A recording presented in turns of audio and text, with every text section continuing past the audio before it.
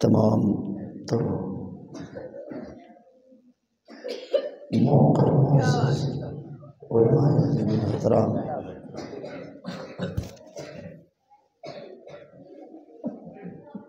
بسم اللہ،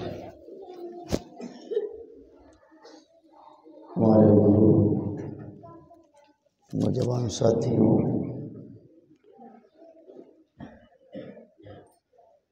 پڑھنے والے بچوں، السلام علیکم ورحمۃ اللہ وبرکاتہ۔ نحمدہ ونصلی ونسلم علی رسولہ الکریم، اما بعد، اعوذ باللہ من الشیطان الرجیم، بسم اللہ الرحمن الرحیم۔ قل هل يستوي الذين يعلمون والذين لا يعلمون؟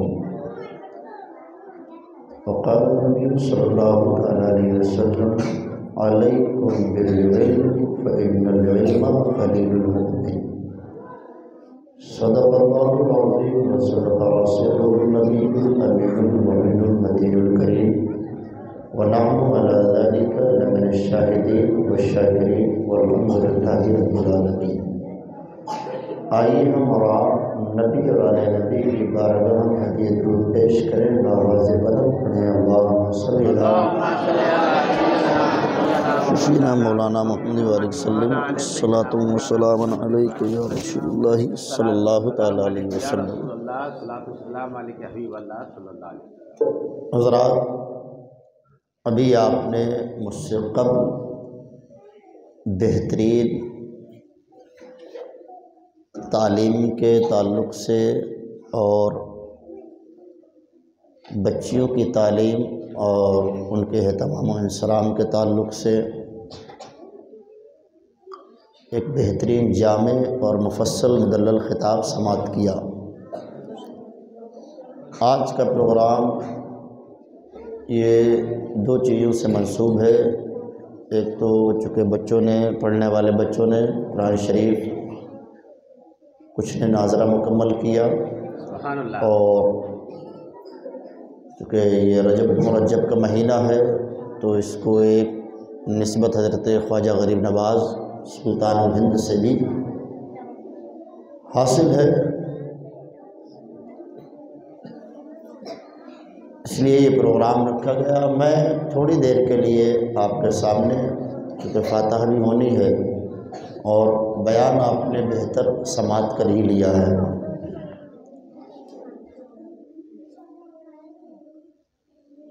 آئیے ہمارا ایک بار پھر نبی اور آل نبی کی بارگاہ میں ہدیہ درود پیش کریں، بآواز بلند پڑھیں، اللہم صلی علی سیدنا مولانا محمد وسلم، صلاۃ و سلام علیک یا رسول اللہ صلی اللہ علیہ وسلم۔ حضرات، میں نے قرآن مجید کی آیت کریمہ تلاوت کی۔ اللہ رب العزت قرآن مجید میں ارشاد فرماتا ہے، قل هل يستوي الذين يعلمون والذين لا يعلمون۔ اے محبوب، آپ فرما دیجئے کہ جو جاننے والے ہیں اور وہ جو نہ جاننے والے ہیں، یعنی اہل علم اور بغیر علم والے کبھی برابر نہیں ہو سکتے۔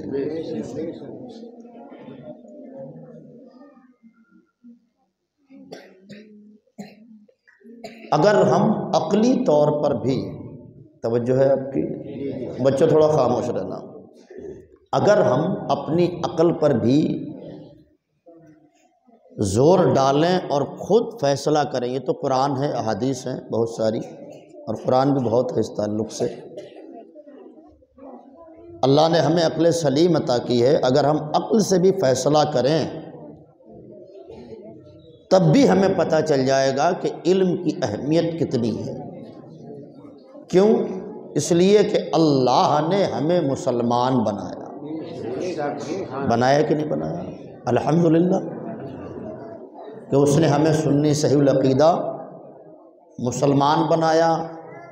اب وہ جس نے اللہ کی وحدانیت کا اقرار کر لیا، اس کے رسول کی نبوت و رسالت کا اقرار کر لیا، اور تمام ضروریات دین کی دل سے تصدیق، زبان سے اقرار کر لیا،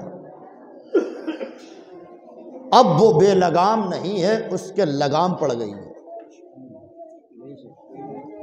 بے لگام اور لگام والا سمجھتے ہیں نا؟ ایک ایسا ہوتا ہے کہ جس کے لگام نہیں ہوتی ہے، جس کے لگام نہیں، وہ جدھر منہ چاہے، بچوں جدھر منہ چاہے اٹھا کے چل دے، جو چاہے وہ کرے، کیونکہ اس کے لگام تو ہے نہیں۔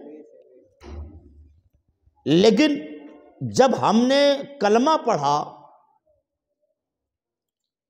اور مسلمان ہوئے تو ہمارے، یہ مثال نہیں، میں سمجھانے کے لیے بات کر رہا ہوں، تو ہمارے ایک لگام پڑ گئی۔ اب وہ لگام کیا ہے؟ جسے ہم شریعت کہتے ہیں۔ شریعت کیا؟ ایک قانون ہے، دوسرے الفاظ میں ہم اسے قرآن و حدیث کا بھی قانون کہتے ہیں۔ تو قرآن و حدیث یہ کیا ہے؟ ہمارے لیے قانون ہے۔ اب ہمارا کوئی بھی عمل ہوگا، یعنی ہم کوئی بھی کام کریں گے، لگام سمجھ رہے نا؟ اور ہم کوئی بھی قول، یعنی کوئی بھی بات کریں گے تو ہم بے لگام نہیں ہیں اوروں کی طرح۔ ما سوا مسلم، یعنی مسلمانوں کے علاوہ سارے ہی بے لگام ہیں، اور اسی لیے جو چاہتے ہیں کرتے ہیں، جو چاہتے ہیں بولتے ہیں۔ لیکن ہم مسلمان ہیں، ہمارے اوپر ایک لا ہے، ایک قانون ہے، جسے ہم شریعت کا قانون کہتے ہیں، جسے ہم قرآن و حدیث کا قانون کہتے ہیں۔ اب اگر ہم کوئی بات بولیں گے تو پہلے قرآن اور حدیث پر تولیں گے۔ ہم کوئی کام کریں گے تو پہلے قرآن و حدیث سے اس کا موازنہ کریں گے، پرکھیں گے کیا قرآن اس بات کرنے کی اجازت دیتا ہے، کیا احادیث اس بات کہنے کی اجازت دیتی ہیں، کیا قرآن اس کام کے کرنے کی اجازت دیتا ہے، کیا احادیث اس کام کے کرنے کی اجازت دیتی ہیں؟ اگر اجازت دیں تو پھر کریں، اجازت نہ دیں، منع کر دیں تو رک جائیں۔ اور اگر کوئی ایسا قول ہے اور اگر کوئی ایسا کام ہے کہ جس کے بارے میں قرآن بظاہر اور حدیث خاموش ہیں، نہ تو یہ کہتا ہے کہ قرآن کرو، نہ تو حدیث یہ کہتی ہے کہ کرو، نہ تو قرآن یہ کہتا ہے کہ نہ کرو، نہ حدیث یہ کہتی ہے کہ نہ کرو، بلکہ خاموش، تین چیزیں نکل کے آئیں۔ ایک یہ قرآن کہتا ہے، حدیث کہتی ہے کر، ایک یہ کہ قرآن اور حدیث کہتا ہے مت کر، ایک یہ کہ قرآن حدیث خاموش ہے، نہ تو یہ کہتے ہیں کہ کرو، نہ تو یہ کہتے ہیں کہ نہ کرو، خاموش ہیں۔ تو جہاں کرنے کی بات ہے اور جہاں خاموش ہونے کی بات ہے، ان کو کر سکتے ہیں، کرنے کی اجازت ہے۔ اب یہ اور بات ہے کہ وہ کبھی کرنا فرض کی صورت میں ہوگا، وہ کرنا کبھی واجب کی صورت میں ہوگا، وہ کرنا کبھی سنجاب سنت کی صورت میں ہوگا، وہ کرنا کبھی مستحب کی صورت میں ہوگا، اور جس سے منع کر دیا نہ کر، وہ کبھی حرام کی صورت میں ہوگا، وہ کبھی مکروہ تحریمی کی صورت میں ہوگا، وہ کبھی مکروہ تنزیہی کی صورت میں ہوگا، وہ کبھی اطاعت و خلاف اولیٰ کی صورت میں ہوگا۔ تو پتہ یہ چلا کہ ہم بے لگام نہیں ہیں، ہمارے اوپر ایک لگام ہے، ہم پر ایک قانون ہے جسے قرآن اور حدیث کہتے ہیں۔ اب اس کا تعلق علم سے ہے تعلیم سے ہے۔ جب تک علم نہیں ہوگا قرآن نہیں ہوگا، حدیث نہیں ہوگی۔ پہلے ہمیں علم سیکھنا پڑے گا، یعنی قرآن سیکھنا پڑے گا، حدیث سیکھنا پڑے گی، تب ہم جانیں گے کہ فرض کیا ہے، واجب کیا ہے، لازم کیا ہے، سنجاب مستحب کیا ہے، سنت کیا ہے۔ جب ہمارے پاس قرآن و حدیث کا علم ہوگا تو ہمیں معلوم ہوگا میرے پیارے ہم پر حرام کیا ہے، مکروہ تحریمی کیا ہے، خلاف اولا کیا ہے، مکروہ تنزیہی کیا ہے۔ پتہ یہ چلا کہ ایک مسلمان کی زندگی کا کوئی بھی لمحہ بغیر علم کے تصور میں نہیں آ سکتا۔ بغیر علم کے مسلمان کا کوئی بھی لمحہ متصور ہی نہیں ہے، تصور ہی نہیں آ سکتا۔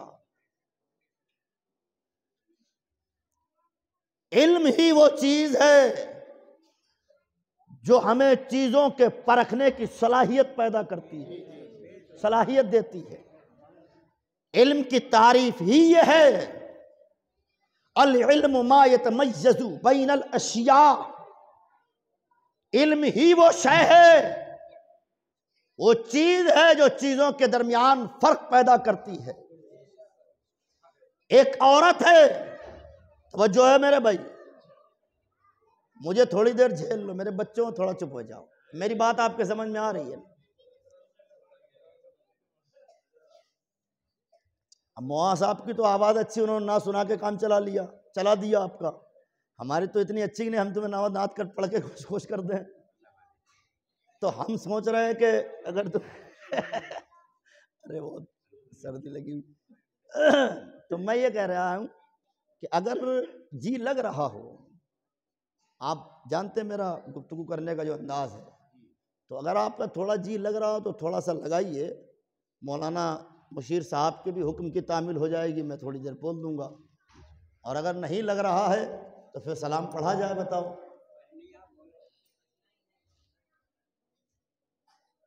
میں کیا عرض کر رہا تھا کہ علم ایسی چیز ہے کہ جس کے ذریعے سے ہمیں چیزوں کے درمیان فرق پتہ چلتا ہے۔ نوع انسان میں مرد بھی ہیں عورتیں بھی ہیں، یعنی ایک انسان ہے، اس میں مرد بھی ہے عورت بھی ہے۔ ایک عورت وہ بھی ہے جو ہماری جوزہ ہے، بیوی ہے، اور ایک عورت وہ بھی ہے جو ہماری ماں ہے۔ تمہارے سمجھنے کے لیے جیسے اس کے لمبے بال ہیں اس کے بھی ہیں، جیسے یہ سلوار قمیض پہنتی ہے وہ بھی پہنتی ہے، سارے معاملات، تو کہ عورت ہے وہ بھی ہے یہ بھی ہے، لیکن ایک حلال ہے ایک کبھی حلال نہیں، ایک حلال ہے اور ایک حرام ہے، کبھی بھی حلال ہو سکتی نہیں۔ تو یہ جو فرق پیدا ہوا کہ ماں بھی ایک عورت ہے، بیوی بھی ایک عورت ہے، لیکن بیوی حلال ہے ماں حرام ہے، یہ فرق ہم چلی کر پائیں گے جب ہمیں اس کا علم ہوگا، جب ہمیں اس کی جانکاری ہوگی۔ اب یہ علم آئے گا کہاں سے؟ یہ علم قرآن سے پتہ چلے گا، کیونکہ قرآن نے کہا حرمت علیکم امہاتکم وبناتکم، قرآن کہتا ہے، اللہ کہتا ہے تم پر تمہاری مائیں حرام کر دی گئی ہیں، تم پر تمہاری بیٹیاں حرام کر دی گئی ہیں۔ پتہ یہ چلا کہ عورت ہونے میں فرق نہیں ہے لیکن حلت و حرمت میں فرق ہے، اور یہ پتہ جب چلے گا جب ہمارے پاس قرآن کا علم ہوگا، حدیث کا علم ہوگا۔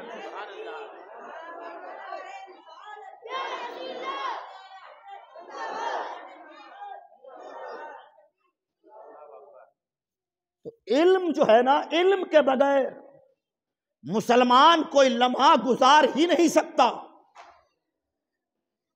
ابھی آپ نے سنا نا کہ بغیر علم کے معرفت الہی بھی حاصل ہوتی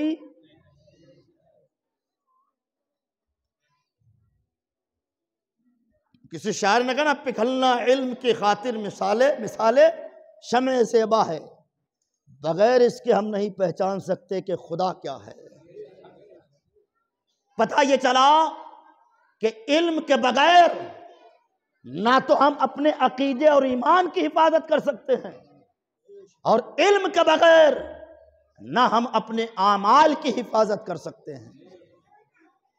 اسی اہمیت کو اجاگر کرتے ہوئے جب بات علم کی آئی تو اللہ نے یہ نہیں کہا یا ایھا الناس هل یستوی الذین یعلمون والذین لا یعلمون۔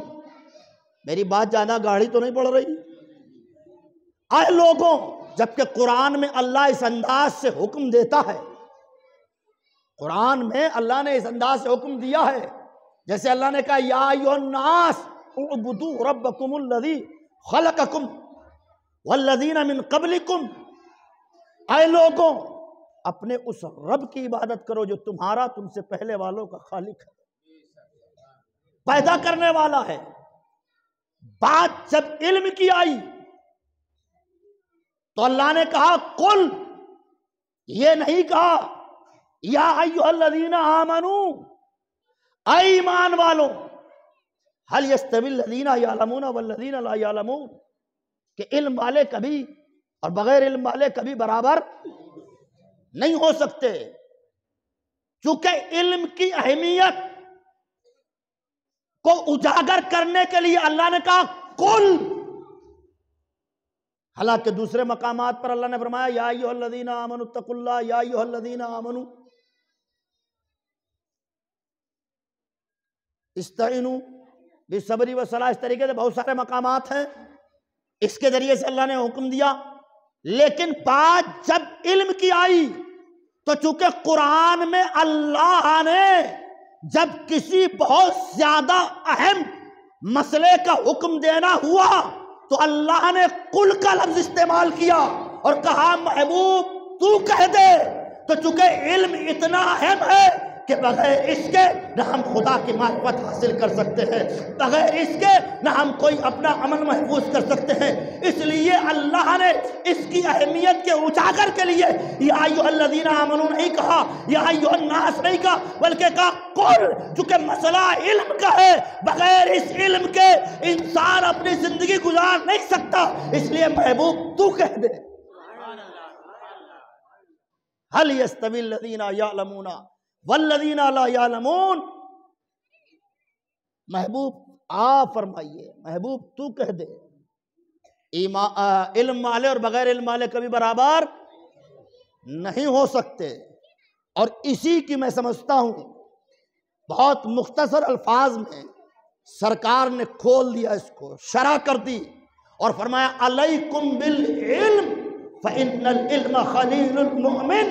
سنو، علم تم پر لازم ہے، علم دین کو لازم پکڑ لو، یعنی اس کے ساتھ سمٹ جاؤ، بغیر علم کے گزارا نہیں ہے، کیونکہ علم ہی یہ سچا اور گہرا دوست ہے۔ سچا اور گہرا دوست کون ہوتا ہے؟ جب بھی مصیبت پڑے سمجھے آپ جو کام میں آئے وہی تمہارا گہرا دوست ہے، وہی تمہارا دوست ہے۔ اب میرے پیارے، علم کو رسول اللہ نے خلیل المؤمن کہا ہے، مومن کا گہرا دوست کہا ہے۔ کیوں کہا؟ اس لیے کہ جب کوئی بد مذہب آپ کے ایمان پر ڈاکہ ڈالنے آئے گا سمجھے آپ، تو کوئی اور نہیں، یہی علم دین جو آپ کا دوست ہے، خلیل ہے، یہی آپ کو بچائے گا، آپ کے عقیدے کی حفاظت کرے گا۔ جب آپ نماز پڑھیں گے، جب آپ روزہ رکھیں گے، جب آپ زکوٰۃ، المختصر جتنے بھی اعمال ہیں، اگر آپ چاہتے ہیں جیسے رب کی بارگاہ میں پیش کرنا چاہیے، یہ کسی اور سے نہیں، یہ علم دین کام آئے گا، یہ تمہیں بتائے گا۔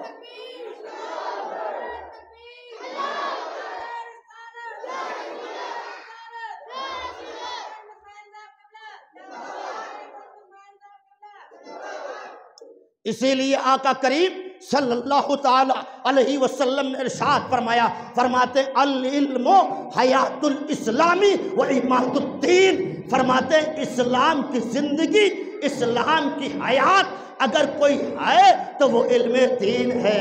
فرماتے دین کا ستون، دین کا کھمبا اگر کوئی ہے تو وہ علم دین ہے۔ یعنی اگر کوئی یہ چاہتا ہے کہ اس کا ایمان سلامت رہے، اگر کوئی یہ چاہتا ہے کہ جس کا ایمان و عقیدہ اسلام کیا ہے زندہ رہے، باقی رہے، تو اسے چاہیے کہ علم دین حاصل کرے۔ جو یہ چاہتا ہے کہ اس کا دین باقی رہے تو علم دین ہی یہ ستون ہے۔ جیسے بغیر ستون کے، بغیر کھمبوں کے چھت سمجھے آپ ٹک نہیں سکتی، ایسے ہی بغیر علم دین کے کسی کا دین ٹک نہیں سکتا۔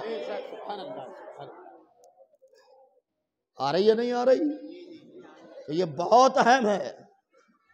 ہاں، بغیر اس کے آج بڑی آسانی سے لوگ ہمارے ایمان کو لوٹ کے چلے جاتے ہیں۔ چلے جاتے کہ نہیں چلے جاتے؟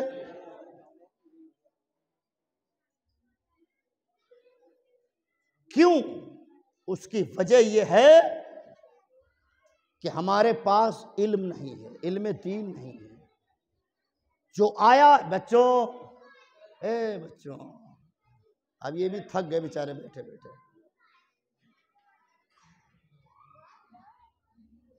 درود پاک پڑھ، اللہم صلی اللہ۔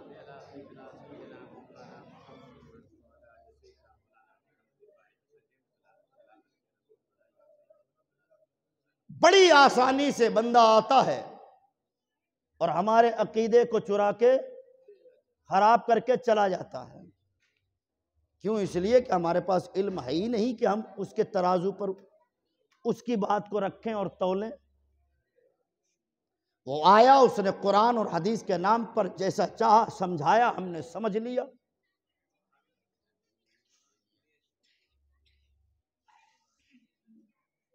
مسلمان کہلا رہے ہیں، ویسے بھی توفیق نہیں ہے عمل کی، لیکن اگر اللہ نے توفیق دی بھی ہے تو مسجد میں تو آ رہے ہیں۔ کچھ ایسے ہیں جنہیں سالوں ہو گئی، 20 10 نماز پڑھتے ہوئے، لیکن اب انہیں یہی نہیں معلوم ہے کہ نماز کا فرض کیا ہے، نماز کے واجبات کیا ہیں، نماز کے شرائط کیا ہیں۔ اور خوب اب انہیں چونکہ جانکاری نہیں ہے کہ اگر کسی چیز کا فرض ادا نہیں ہوگا تو وہ چیز ادا نہیں ہوگی، کسی چیز کا واجب ادا نہیں ہوگا تو وہ چیز ناقص رہے گی، کامل نہیں ہوگی، کسی چیز کی شرط نہیں پائی جائے گی تو صحیح وجود میں نہیں آئے گی۔ تو نماز کے کیا شرائط ہیں، کیا فرائض ہیں، کیا واجبات ہیں کہ جن کے بغیر نماز وجود میں نہیں آ سکتی، معلوم نہیں ہے، کیونکہ اس کا تعلق علم سے ہے اور وہ ہم نے سیکھا نہیں ہے۔ اب نماز پڑھنے آ رہے ہیں، اب ہمیں نہیں معلوم ہے کہ سجدے میں کتنے اعضاء لگنا چاہیے، کون کون سا لگنا واجب ہے، کون سا نہیں لگنا چاہیے۔ اب سجدہ نماز کے اندر کیا کنڈیشن، کون سی حیثیت رکھتا ہے۔ اب ظاہر سی بات ہے، جس چیز کے لیے سمجھے آپ سجدے کے لیے جو چیز ضروری ہے، جب وہ نہیں پائی جائے گی تو سجدہ بھی نہیں پایا جائے گا۔ جب سجدہ نہیں پایا جائے گا جو کہ نماز کے لیے ضروری ہے تو نماز بھی نہیں ہوگی ہماری۔ ہم پڑھ تو 20 سال سے رہے ہیں لیکن ہماری نمازیں اس قابل نہیں ہیں تو رب کی بارگاہ میں قابل قبول ہوں۔ یہ اور بات ہے، قبول کرنا نہ کرنا رب کا معاملہ ہے، قبول ہے کہ مردود یہ رب جانتا ہے، لیکن ہماری ذمہ داری یہ ہے کہ جو لوازمات و شرائط ہیں ان کو پورا کر کے ہم رب کی بارگاہ میں پیش کریں۔ اب قبول کرے یا نہ کرے یہ اس کی مرضی ہے، لیکن یہ کیسے ہوں گے؟ یہ جبھی ہوں گے جب ہمارے پاس علم ہوگا۔ بغیر علم کے کوئی مسئلہ حل ہو سکتا نہیں۔ اور رہی بات یہ کہ مولوی تو خوب سمجھا رہا ہے، بچوں تھوڑی دیر تسلی کر لو، ہیں پھر بات ختم ہو رہی ہے، بس تمہاری چھٹی ہو رہی ہے۔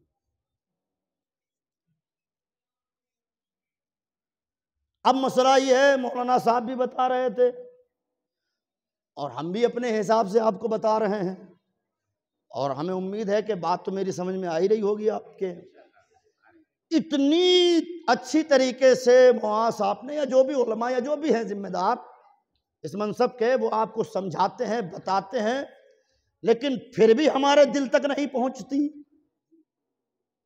اوپر ہی اوپر رہتی ہے۔ ادھر ابھی مجلس ختم ہوگی، محفل ختم ہوگی، ہم نے یوں جھاڑا، اسی کے ساتھ میں ساری باتیں جھاڑی، نکل گئے باہر۔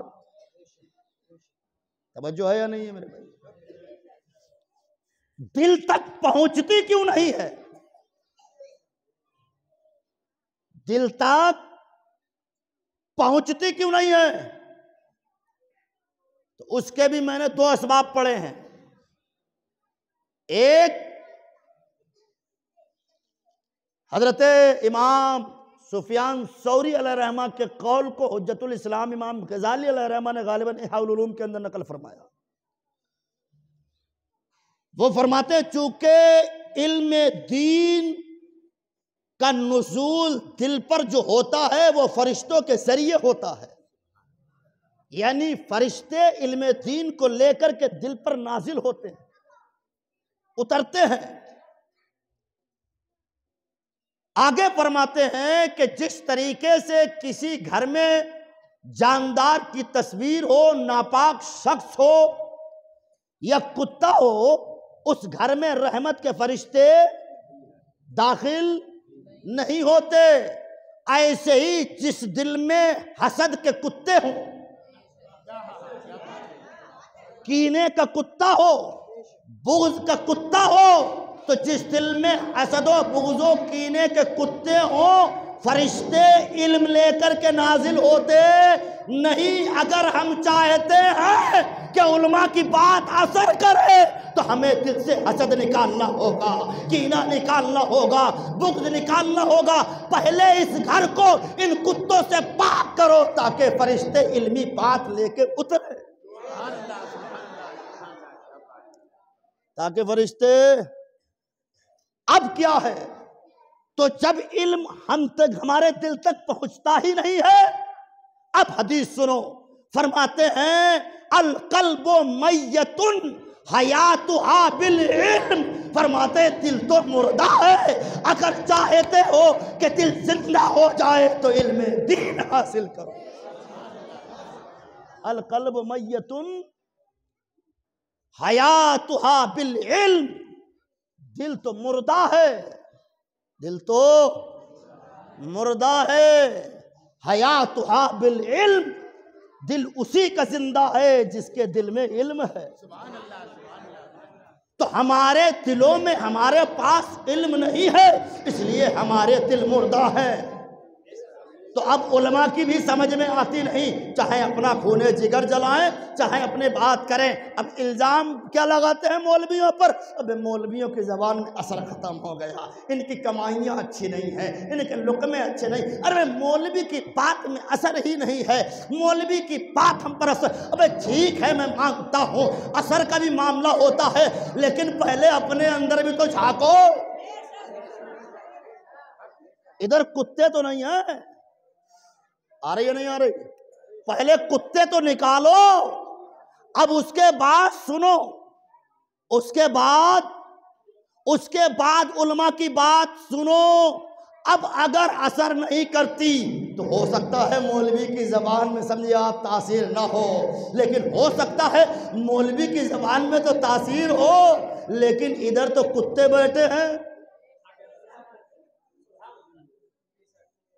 تو وہاں تک پہنچتی نہیں ہے۔ جب پہنچے گی نہیں تو سمجھ میں آئے گی کیا، عمل کی توفیق ہوگی کہاں سے؟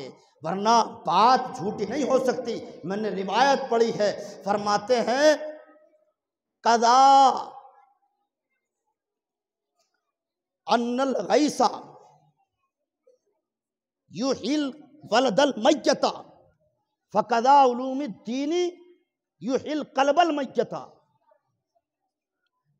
فرماتے ہیں کہ جس طریقے سے بارش بنجر زمین کو، یعنی سوکھی زمین کو کیا کر دیتی ہے؟ زندہ کر دیتی ہے، خشک سالی کو خوشحالی میں بدل دیتی ہے، سرسبز و شادابی میں خشکی کو۔ شہر سوکھ گئے ہوتے ہیں، لیکن جب بارش ہوتی ہے تو شہر لہلہا اٹھتے ہیں۔ فرماتے علم دین بھی ایسے ہی مردہ دلوں کو زندہ کر دیتا ہے۔ اس لیے میرے پیارے ہمیں چاہیے کہ ہم علم دین حاصل کریں۔ بات چل رہی ہے علم دین کی، علم دین کتنا اہم ہے، چونکہ ایک اس کو نسبت خواجہ غریب نواز سے بھی ہے تو میں ان کی ہی بات رکھ دیتا ہوں، چونکہ محفل کا مسئلہ ہے نا۔ آپ دیکھیں، آؤ ہم خواجہ غریب نواز کی سیرت کا مطالعہ کرتے ہیں، معلوم کرتے ہیں غریب نواز سلطان الہند عطائے رسول محبوب العاشقین۔ آپ بتائیے کہ علم کی اہمیت کیا ہے؟ مختصر انداز میں، شارٹ کٹ میں، اے بچوں، اے بابو تھوڑی دیر، کیا عرض کر رہا تھا؟ جب حضرت خواجہ معین الدین چشتی علیہ الرحمہ کے والد گرامی کا وصال و انتقال ہو گیا تو آپ کو ترکے میں ایک باغ ملا، آپ اس کی باغبانی کرتے تھے۔ ایک دن ایک اللہ والے آئے جن کا نام ابراہیم قندوزی تھا، ان کی آپ نے مہمان نوازی کی، وہ بھی اللہ والے تھے، انہوں نے نظر سے پہچان لیا بڑی مختصر انداز میں۔ اس کے بعد اپنی جھولی سے روٹی کا ٹکڑا نکالا، سوکھا، خود چبایا، چبا کے غریب نواز کو دیا، غریب نواز نے منہ میں رکھا، دل کی دنیا بدل گئی۔ توجہ ہے یا نہیں میرے بھائی؟ حالانکہ غریب نواز وہ ہیں جو ماں کے پیٹ سے ہی ولی ہیں، جیسے غوث اعظم رضی اللہ تعالیٰ عنہ ماں کے پیٹ سے ولی، جس کو ہم کہتے ہیں مادر زاد ولی، پیدائشی ولی، ایسے ہی غریب نواز بھی پیدائشی ولی ہیں۔ اچھا حالت کیا بدلی؟ وہی بیٹھے بیٹھے اللہ والے کے چبائے ہوئے لقمے کو منہ میں رکھا ہے تو مدینہ کی بھی زیارت ہوئی، عرش معلیٰ تک نظر پہنچی۔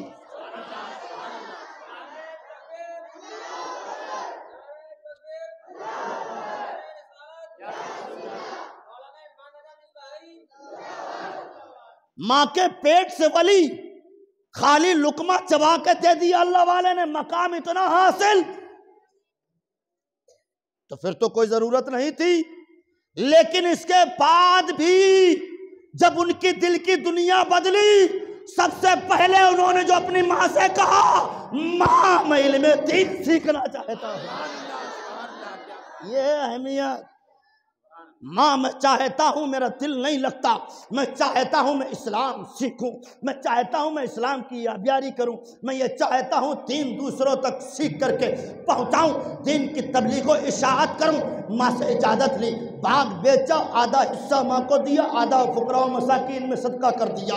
اس کے بعد میرے پیارے میں بتانا یہ چاہتا ہوں، آج کچھ لوگ کہتے ہیں، کیا کہتے ہیں؟ کچھ لوگ جو اپنے آپ کو پیر فقیر پہنچا ہوا نہ جانے کیا کیا کہتے ہیں، جن کے راتوں دن ہوٹل پہ گزرتے ہیں، کہیں سٹے والے کے پاس گزرتے ہیں، کہیں کچھ ہے، وہ سمجھ رہا ہے ہم نے پال پلے پکڑ کر لیے، ہم اللہ والے ہو گئے۔ وہ سمجھ رہا ہم نے رنگ برنگی کپڑے پہن لیے، ہم اللہ والے ہو گئے۔ وہ سمجھ رہا ہم نے 10-20 انگوٹھیاں پہن لی، ہم اللہ والے ہو گئے۔ نہیں، اب پھر اور اس کے بعد جب لوگوں کو گمراہ کرنے پہ آتا ہے تو کیا کہتا ہے؟ کہتا سنو مولویوں اور فقیروں کی کبھی نہیں بنی۔ میں نے کہا جس فقیر کا نام لے کر کے تو اپنے آپ کو فقیر کہہ رہا ہے، تو اپنے بہم فاسد میں سمجھے آپ۔ سن، اس فقیر نے بھی پہلے علم سیکھا ہے، پہلے وہ عالم بنا ہے، پھر صحیح معنوں میں فقیر بنا۔ ماں، علم، اور آج تو علم، بچوں 2 منٹ آخری بات ہے، آج کے وقت میں بڑی آسانی سے علم مل جاتا ہے۔ مولانا ہیں، حافظ صاحب ہیں، سارے ہیں، گھر گھر پہنچا رہے ہیں، بلا رہے ہیں بڑی آسانی میں۔ وہ دور بڑا کٹھنائی کا دور تھا، دور دور بستیاں نہیں، سواریاں نہیں۔ آج مولانا ظفر صاحب بیٹھے ہوئے ہیں، ہندوستان کے ایک بہت بڑے عظیم ادارے میں پڑھ رہے ہیں۔ اللہ ان کو علم و عمل کی برکتوں سے مالا مال فرمائے اور علم نافع کی دولت سے مالا مال فرمائے، ہم سبوں کو علم و عمل کی برکت سے مالا مال فرمائے۔ بڑا جامعہ ہے اور بہت دور ہے، لیکن کیا ہے، ٹرین میں بیٹھے، آج بیٹھے کل پہنچ گئے۔ آج ٹرین ہے، موٹر ہے، کار ہے، ہوائی جہاز ہے۔ پہلے تو گدھے، کھچر، اونٹ، گھوڑا نہیں تو پیدل، اور جا بھی رہے ہیں تو ہر جگہ پورا سمجھا بستی بستی، اور پہلے جنگلی جنگل، کہیں ڈاکو، کہیں چرند، کہیں درند، خطرہ ہی خطرہ. اور اس وقت علم کے مرکز کہے جاتے تھے سمرقند و بخارا. سمرقند اور بخارا.